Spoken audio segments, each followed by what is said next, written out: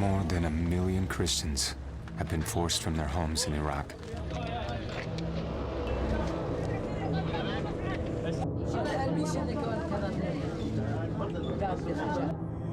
Scores of churches have been bombed, and priests and nuns have been brutally murdered. This is a group of Assyrian Christians whose families have spoken Aramaic for over 2,000 years, the same language spoken during the time of Christ. Many of them are being systematically kidnapped, tortured, raped, and murdered.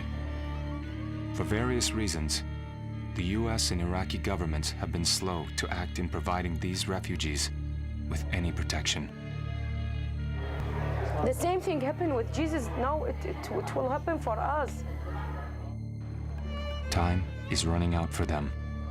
Without prayer and swift action, their end is certain. In order to make this film, the crew traveled to many areas in Iraq where few, if any, journalists have gone, and where there is virtually no US military presence. The stories you are about to hear may be disturbing, but they are real.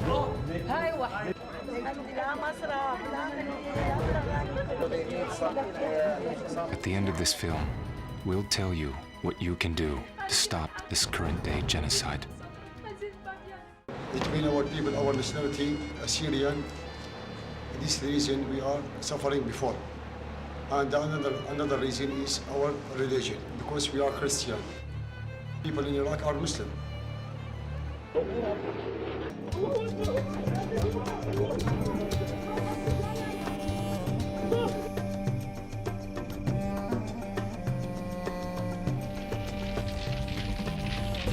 2003, when the government in Iraq, they moved it.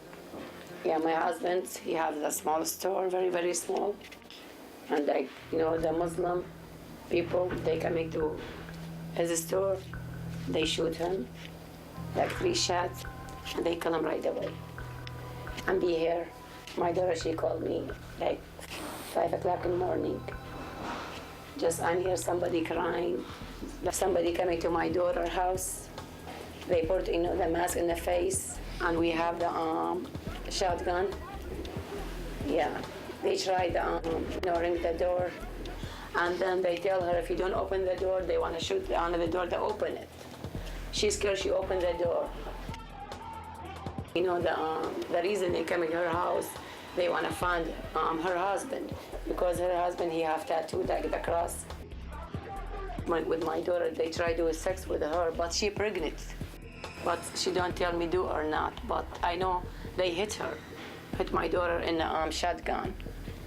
They hit her in the head, in the stomach, in her back, and then about maybe 1 hour, 2 hours, and she lost the baby. They take her to the hospital. Looked upon as infidels and collaborators with the West, Christians in Iraq have long been persecuted and treated with suspicion. The thing that is most unique about the current persecutions in Iraq is the individual level of violence. How can people take a 6-month-old baby and roast him and serve him to his mother? It is barbaric.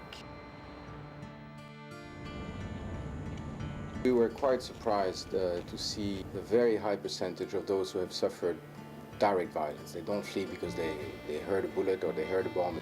And about 16% had suffered torture, and 70 and 80% have seen bombings. They've seen bits of bodies flying all around the place.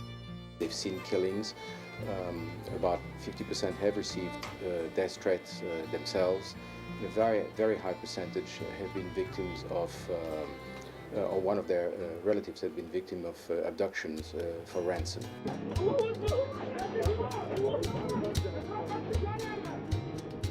My father was kidnapped in April, 8 in April. So it's 1 year. We don't know where he is or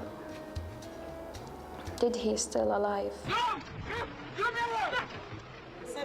سبع دفاتر اطلب له وبعدين في له يقول يرجع للبيت ها كمان ها رجع له خمير ها خبري يعني كم شي قليلا وانا كم مرجع لي يعني باش لقي بي خيومه دورك باش لا بروني باش بروني باش لقي بي 10 They release her husband to go to bring money and they lived with them her son 10 ايام باش لقي بي كل يوم كم خبري ما عنده خمير تليفون كيف بار يعني كم خبر لك بار ما كمان every day they speak with them and tell them give us money if you don't give us we will kill you.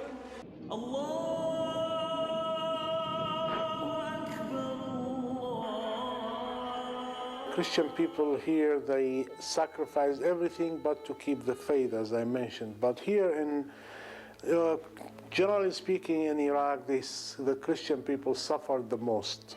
Since 2004, more than 40 churches have been bombed throughout Iraq, with scores injured. The church, a place of prayer for people, regardless what religion they are, is a very holy place. If you touch that, you're touching them deep in their thoughts. And this will bring people to think twice.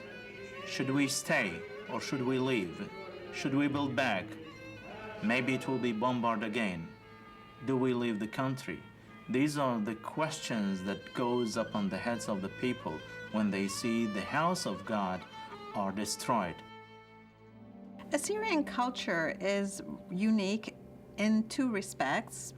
One is that it is an Aramaic-speaking community. It is the last living Aramaic-speaking community in the world. And also, all Assyrians are Christians. They're an Eastern form of Christianity, but there are many other phases as well. Aramaic people, the Chaldean Assyrian people, they accepted Christianity easily because the missionaries, they spoke the same language. Jesus spoke Aramaic. Our people spoke the Aramaic language. It was easy for them to accept Christianity because of the language. First century, beginning of the second century to the third century, we had a lot of churches in the Persian Empire, in Iraq, basically, and Christianity became stronger until the 7th century when Islam came to the region.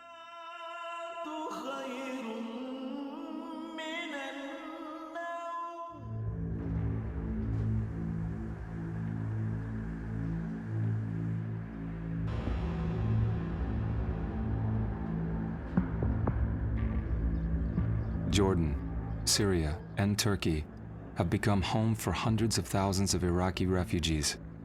It is believed that at least half of Iraq's Christian community has fled their homeland because of persecution. It has been called the greatest refugee crisis in 60 years. It is a very sad situation in which our Christians are now. Now, the churches in Iraq are very much evacuated, especially in Baghdad, the capital. The seminary, Chaldean seminary, is now moved to the north, the Kurdish side. Lots of other churches are moving there, like the Syriacs, another Christian group after the Chaldeans over there. They also moved their seminary to the north, to the area called Ankawa, Erbil, and so on. Lots of these priests are leaving the country because, as you hear very much, they are also being killed. Churches have been bombed, as you hear in the news. And so you could say that there is a certain sort of conspiracy against the presence of the church, the Christian church in Iraq. When I first went to the Middle East in November 2006 to look at the situation of displaced Iraqis, I was overwhelmed by the extent of the crisis, the numbers, the scope, and the fact that it was now a regional crisis with refugees throughout the region, but also displaced Iraqis inside Iraq. When I came back to the US in December of 2006 and talked to the State Department about the growing humanitarian crisis, what I got in return was basically a denial over the existence of the crisis. There were no Iraqi refugees, they told me. These people were guests or tourists.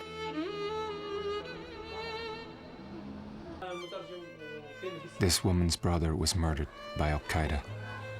طبعا هم بالبداية يعني رادوا يخطفوه لأن كان يعني القوات الأمريكية كان لها ثقة يعني عمياء فيه، يعني كان يدخل إلى يعني أماكن أسلحتهم ويعني بيصعد دباباتهم همراتهم بيسوق عادي يعني ماش بشكير شو مبللة